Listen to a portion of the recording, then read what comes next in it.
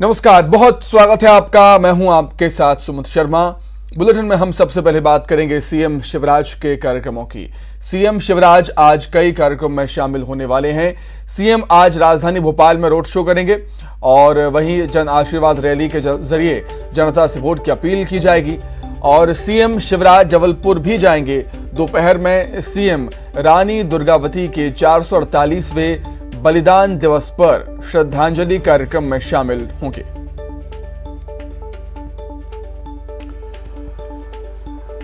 तो सीएम शिवराज आज कई कार्यक्रम में शिरकत करने वाले हैं। राजधानी भोपाल में एक रोड शो होगा। जन आशीर्वाद रैली के जरिए जनता से वोट की अपील की जाएगी। निकाय चुनाव का प्रचार का शंखनाद सीएम शिवराज ने कर दिया है। जन आशीर्वाद रैली के जरिए वो जनता के आशीर्वाद लेने के लिए निकलते हैं, जनता का आशीर्वाद लेने के लिए निकलते हैं और वोट की अपील करते हैं। बीजेपी के पक्ष में माहौल बनाने की कोशिश उनकी रहती है।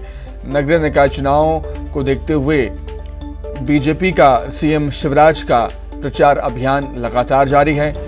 जबलपुर भी सीएम जाएंगे। संस्कार धानी में आज दोपहर में सीएम रानी दुर्गावती के 448वें बलिदान दिवस पर श्रद्धांजलि कार्यक्रम में शामिल होंगे।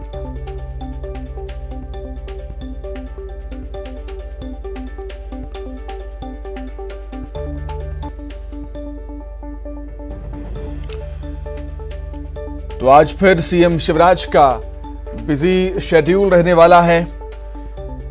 निकाय चुनाव के प्रचार के लिए भोपाल में mega road show, Jan Ashirwad rally के जरिए जनता से वोट की अपील वहां पर होगी।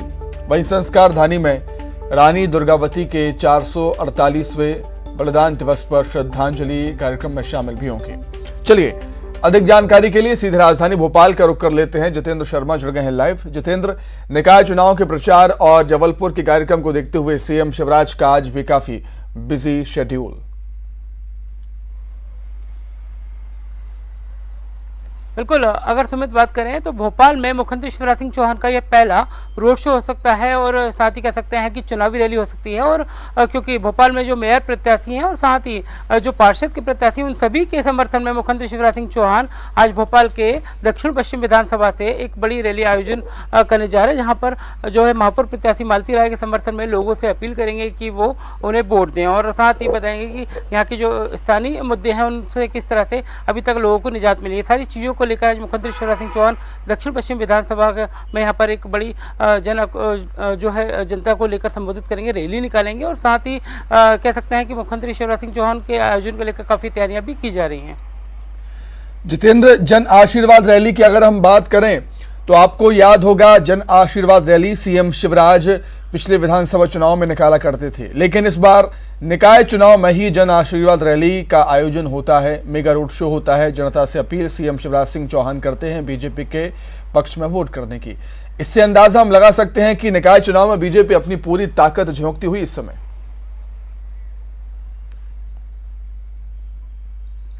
बिल्कुल सुमित, अगर बात करें तो भारतीय जनता पार्टी किसी भी चुनाव को हल्के में नहीं लेती है, चाहे वो नगरीय निकाय चुनाव हो, विधायक विधानसभा के चुनाव हो या फिर अन्य लोकसभा के भी कोई किस तरह का मुद्दा क्यों ना हो। इन सारे मुद्दों में जनता के बीच जाकर भारतीय जनता पार्टी के हर एक कार्यकर्ता, साथ ही मुख्यमंत्री शिवराज सिंह चौहान भी पूरी कोशिश करते हैं कि जनता के बीच जाएं और सरकार की जो योजना है उससे जनता को अवगत कराएं कि उन्हें अभी तक कितनी योजनाओं का फायदा मिल चुका है, चाहे वो प्रधानमंत्री आवास की बात हो, चाहे मुख्यमंत्री आवास की बात हो, या सारी चाहे वो लाडली लक्ष्मी योजना, ऐसी तमाम योजनाओं को लेकर अभी तक जनता को कितना फायदा हो, उन सारी चीजों का भी मुख्यमंत्री शिवराज सिंह चौहान जनता को याद दिलाते हैं। ठीक है जितेंद्र, आपका बहुत धन्यवाद जुड़ने के लिए, तमाम बातचीत के लिए आपका बहुत शुक्रिया। चलिए आगे बढ़ते हैं, बात करेंगे पीसीसी चीफ कमलनाथ की। कमलनाथ आज कांग्रेस के चुनाव प्रचार अभियान की शुरुआत करेंगे और कमलनाथ सिंगरौली में आम सभा के जरिए कांग्रेस के लिए वोट की अपील करेंगे। दोपहर 12 बजे कमलनाथ का कार्यक्रम है। तो उधर कांग्रेस ने भी प्रचार अभियान की शुरुआत आज से कर दी है और आज पूर्व सीएम पीसीसी अध्यक्ष कमलनाथ कांग्रेस के चुनाव प्रचार अभियान की शुरुआत करेंगे। कांग्रेस ने भी कमर कस ली है निकाय चुनाव के लिए। प्रचार अभियान की शुरुआत आज से पूर्व सीएम पीसीसी चीफ कमलनाथ करने वाले हैं सिंगरौली में आम सभा के जरिए कांग्रेस के लिए वोट की अपील कमलनाथ करेंगे। दोपहर 12 बजे कमलनाथ का सिंगरौली में कार्यक्रम। वहीं दिल्ली में सीएम शिवराज केंद्रीय संसदीय कार्य मंत्री प्रहलाद जोशी के निवास पर पहुंचे और द्रौपदी मुर्मू के नामांकन पत्र में प्रथम समर्थक बने मुख्यमंत्री। एनडीए की ओर से राष्ट्रपति पद की प्रत्याशी हैं द्रौपदी मुर्मू। नामांकन पत्र में फर्स्ट सेकेंडर के तौर पर उन्होंने दस्तखत किए हैं।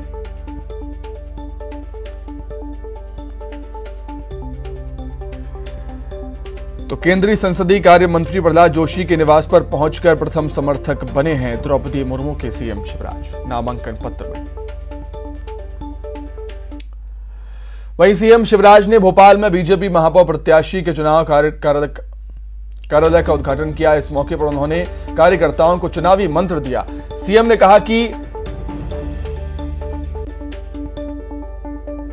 पांव में चक्कर मतलब घर घर जाना है, जनता के कड़वे वचनों को भी प्यार से सुनना है। जीत की आग ठंडी नहीं होनी चाहिए, सीने में आग और माथे पर बर्फ हमेशा ही होनी चाहिए।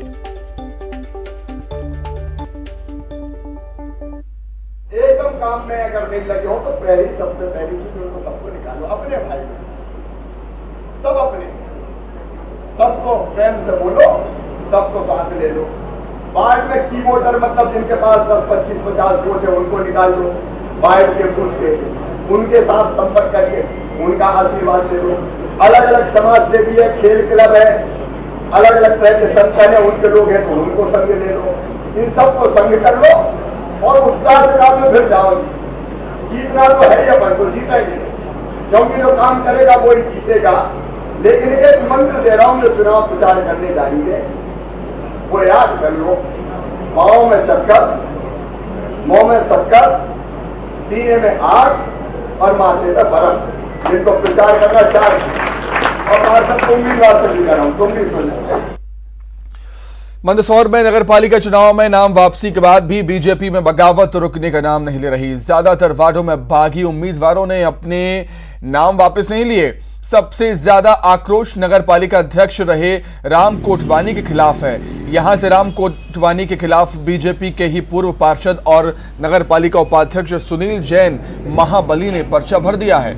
इधर बीजेपी विधायक यशपाल सिंह सिसोदिया का कहना है कि बागियों का कोई वजूद नहीं है, हमने उन्हें पार्टी से निष्कासित कर दिया है, परिषद भारतीय जनता पार्टी की ही बनेगी। व्यक्ति की जो एक इच्छा होती है और पार्टी का अनुशासन जिस प्रकार से बीच में रहता है और पार्टी के अनुशासन को जिन लोगों ने पालन कर लिया उनका मैं हृदय से धन्यवाद देना चाहता हूं। लेकिन कतिपय ऐसे लोग हैं जो पार्टी के अनुशासन को उन्होंने स्वीकार नहीं किया और तब जब नामांकन दाखिले के बाद फॉर्म उठाने की बात आ रही थी उसके पहले ही माननीय प्रदेश अध्यक्ष जी श्री वी डी शर्मा जी ने शासन का एक पत्र प्रदेश के महामंत्री के द्वारा अग्रेषित हुआ है, जो सोशल मीडिया पर भी आया और उन्होंने स्पष्ट कह दिया है कि जो पार्टी का कहना नहीं मानेगा और पार्टी के पक्ष में अगर नाम वापस नहीं लेगा तो उसको 6 वर्ष के लिए निष्कासित किया जाएगा। छतरपुर में पंचायत चुनाव प्रचार के दौरान पुरानी रंजिश में मारपीट का मामला सामने आया है। पूरा मामला कोतवाली थाना के बरायखेड़ा गांव का बताया जा रहा है, जहां चुनाव प्रचार के दौरान सरपंच प्रत्याशी समर्थक और जिला पंचायत सदस्य प्रत्याशियों के समर्थकों के बीच खूनी संघर्ष हो गया। इस दौरान जमकर एक दूसरे पर लाठी डंडों से हमला कर दिया गया और हवाई फायरिंग भी हुई, जिसमें 8 लोग घायल हो गए। फिलहाल पुलिस ने दोनों पक्षों के खिलाफ केस दर्ज कर दिया है। हम लोग प्रचार कर रहे थे सरपंची का। किस चीज का प्रचार कर रहे थे? का चुनाव लड़वाए हैं? पंचायत का प्रचार कर रहे थे।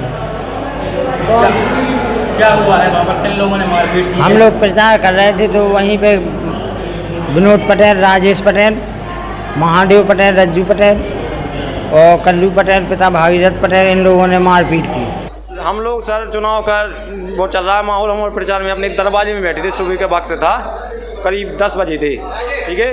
वो लोग आए तो हम लोगों ने फायरिंग की। दासू पटेल कट्टा लिए था, ब्रिजमोहन और सालिश चंदन का लड़का, उनने फायरिंग की और लठमाई। हम लोग गेट नहीं लगा पाए, दूर में बैठे रह गए, उन्हें मार दिया। वो लोग, उनको ये डर है कि वो हम हार जाएंगे, अपने साथ गरीब जनता है, उनको ये डर सता रहा है कि हार जाएंगे, तो इसलिए उन्होंने हम लोगों को मारा के दबाव के लिए। मतलब वो चाहते कि नष्ट हो जाए चुनाव, इस कारण से उन्होंने भंग करने के लिए उन्होंने मारा कि इनका दबदबा, मतलब हम लोग गरीब जनता का साथ देते हैं, इस कारण से वो लोग हम लोगों को दबा रहे हैं। उनको डर है इस चीज़ के, उसकी वजह से उन्होंने मारा हम लोगों सब लोगों को। ये थाना कोतवाली अंतर्गत ग्राम बरायखेड़ा है, जहाँ पे आज मॉर्निंग में लगभग 11 बजे के आसपास में 2 पक्ष, एक रक्षपाल पटेल है, एक विनोद पटेल है, इनमें पुरानी रंजिश भी चल रही है। आज ये प्रचार के दौरान ये इनमें विवाद हुआ, मारपीट हुई। गंभीर मैटर था। इमीडिएट सभी सीनियर ऑफिसर्स वहाँ पे पहुँचे और कुछ उसमें घायल थे जो हॉस्पिटल में जिनका ट्रीटमेंट चल रहा है। इंदौर से खंडवा जा रही एक निजी बस हादसे का शिकार हो गई। दर्दनाक हादसे में 5 लोगों की मौत हो गई, जबकि 40 से ज्यादा लोग घायल हुए हैं। घायलों का अस्पताल में इलाज चल रहा है। प्रशासन ने मृतकों के परिजन और घायलों के लिए मुआवजे का ऐलान किया। हादसे की ये खौफनाक तस्वीरें इस बात की तस्दीक कर रही हैं कि बस किस कदर तेज रफ्तार में होगी जब वो हादसे का शिकार हुई। पल भर में अफरा तफरी मच गई, लोगों की चीख पुकार मच गई। आनन फानन में रेस्क्यू ऑपरेशन शुरू हुआ। घायलों को एम्बुलेंस में अस्पताल लाया जाने लगा।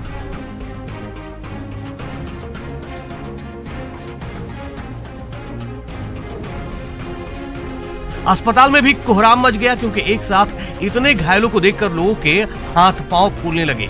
बस में सवार एक महिला का कहना है कि बस तेज रफ्तार में थी। शनि मंदिर के पास बस ने पहले ट्रक को टक्कर मारी, फिर खाई में पलट गई। महिला का कहना है कि सफर के दौरान बस में तेज आवाज में गाने भी बज रहे थे।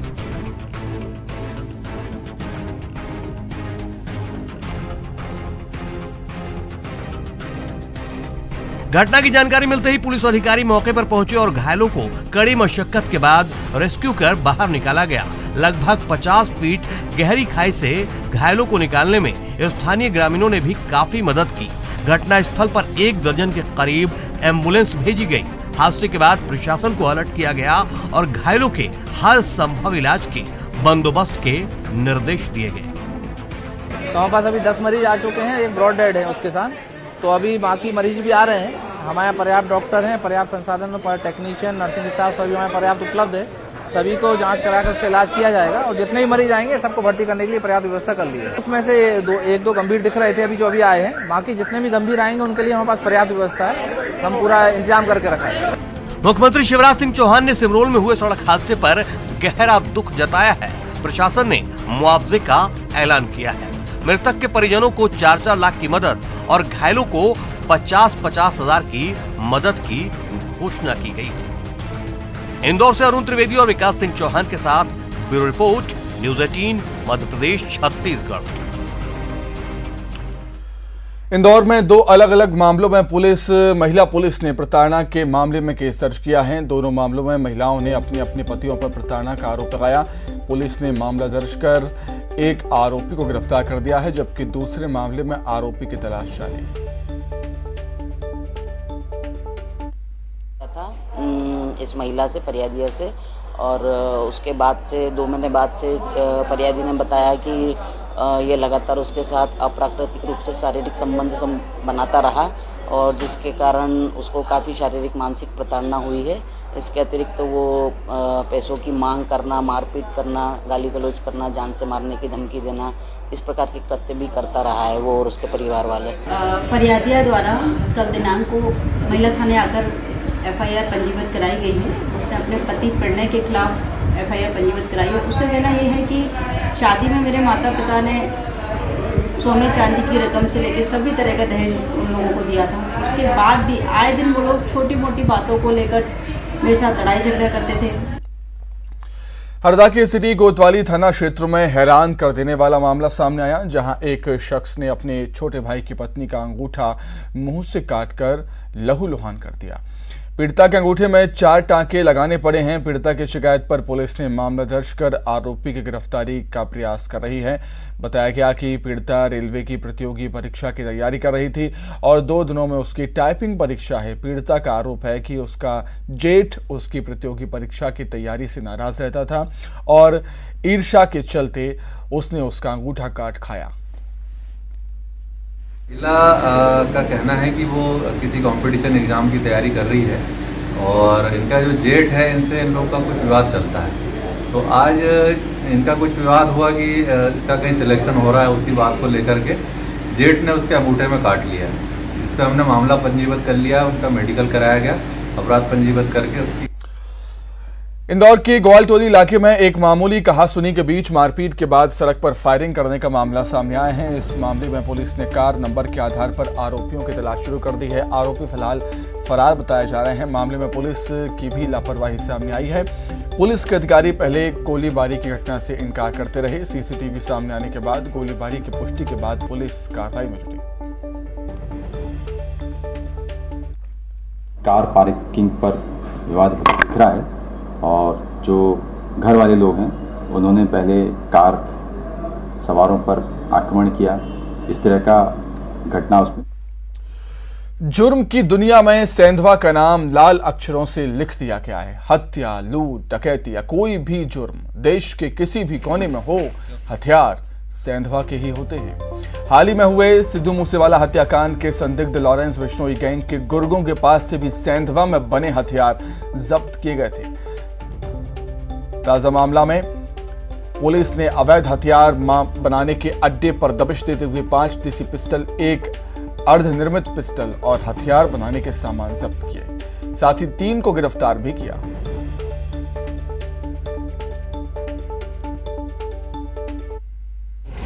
तीन सिकलीगरों को पकड़ा। उनके नाम है नरेंद्र सिंह और दूसरा बादल है और तीसरा रघबीर सिंह।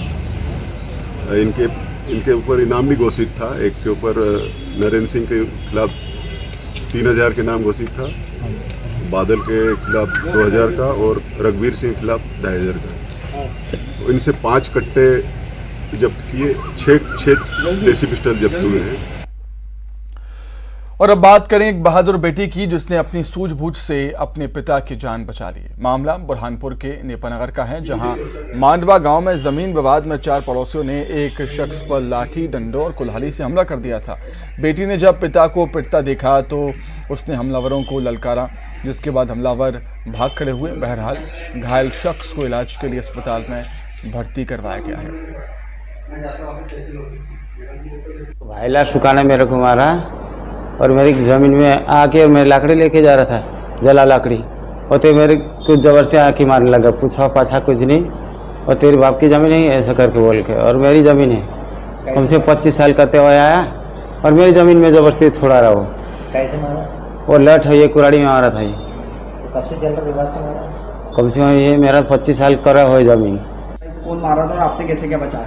पड़ोसी के लोग मेरे पापा जला लकड़ी लेने के लिए गए थे और वो लोग ज़बरदस्ती आके मारे। कुछ नहीं बोले, बोलना चाहिए कभी भी, वो कुछ बोले नहीं और मेरे पापा को ज़बरदस्ती मारे।